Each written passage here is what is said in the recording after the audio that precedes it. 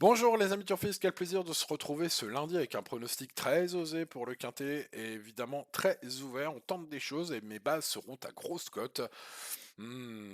Voilà, ça va payer ce lundi, alors espérons trouver les bons parce que c'est pas facile. Ils sont 16, ce sont les sauteurs, les 3008, le terrain lourd à Pau, tu connais, hein.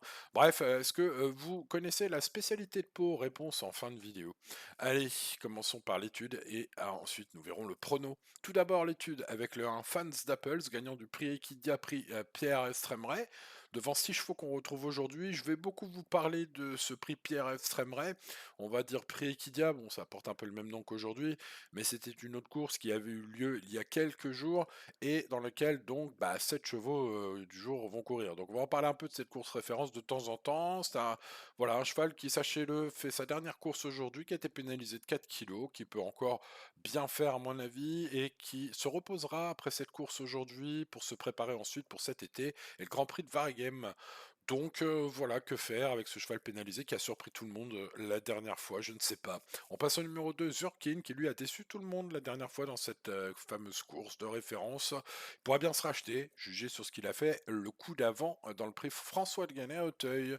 On passe au 3, Mishka Desmottes, un cheval régulier dans ses perfs et adepte de la piste du jour. Encore une belle possibilité en haut du tableau qui peut être considéré comme un tocard à tenter par quelques turfistes. On passe au 4, Jordans, qui ne manque pas d'air. La performance la plus récente du pensionnaire Damien Hamel est très bonne.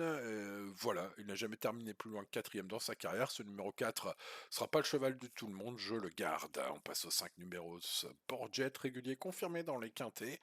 Voilà un bon tocard à tenter. Le numéro 6, Aberdeen Street. François Nicole ne tarit pas d'éloges, sachez-le, sur ce numéro 6. Bon, vu son ultime course Céline, le fait qu'il reste en haie, hein, c'est un cheval qui a performé en steeple auparavant. J'en ai préféré d'autres, je suis un peu dans l'expectative, le doute m'habite, mais c'est un coup de poker envisageable hein, si vous voulez tenter. On passe au 7, Jet Set 7. Ce cheval est un spécialiste de l'hippodrome de Pau, hein. Il vient de devancer Iji que j'aime beaucoup. C'était dans le prix Abel Ramon Diago le mois dernier. Cela lui confère une chance de figurer à l'arrivée. Ce numéro 7, comme tant d'autres, ce sera mon principal regret, entre guillemets, ce numéro 7.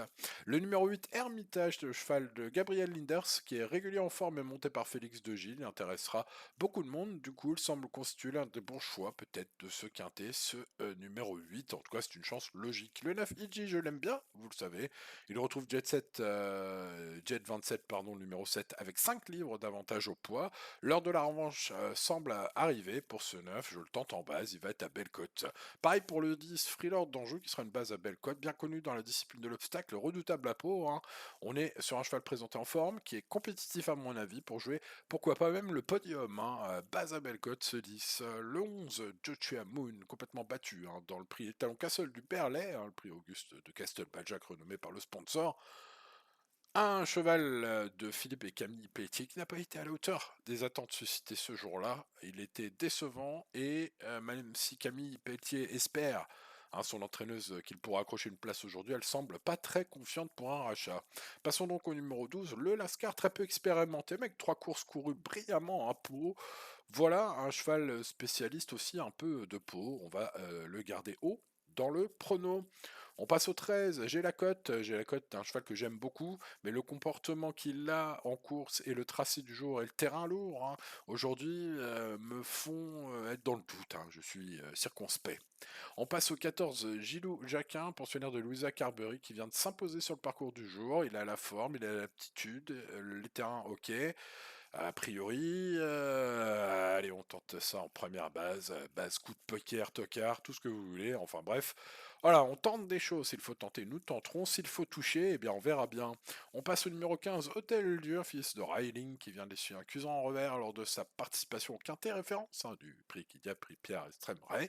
Il doit avant tout rassurer avant d'être conseillé chaudement, c'est évidemment l'un des plus abandonnés de la course, hein. Par contre, le 16, je vais le garder en tocard. C'était l'un des plus joués dans la course référence.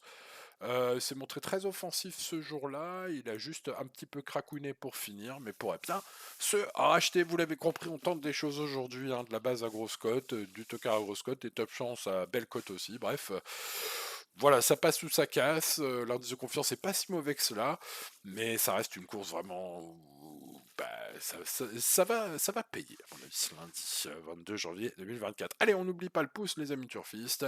On n'oublie pas de s'abonner à la chaîne si c'est pas encore fait. Bienvenue aux petits nouveaux qui arrivent. Et avant de se quitter et de vous dire à demain pour le quintet de mardi, bien sûr, la réponse à la question qui était posée en début de vidéo, c'est évidemment le tricot. Voilà, si vous avez entendu la question, vous comprendrez la réponse. Allez, bonne chance à vous, à demain, ciao ciao.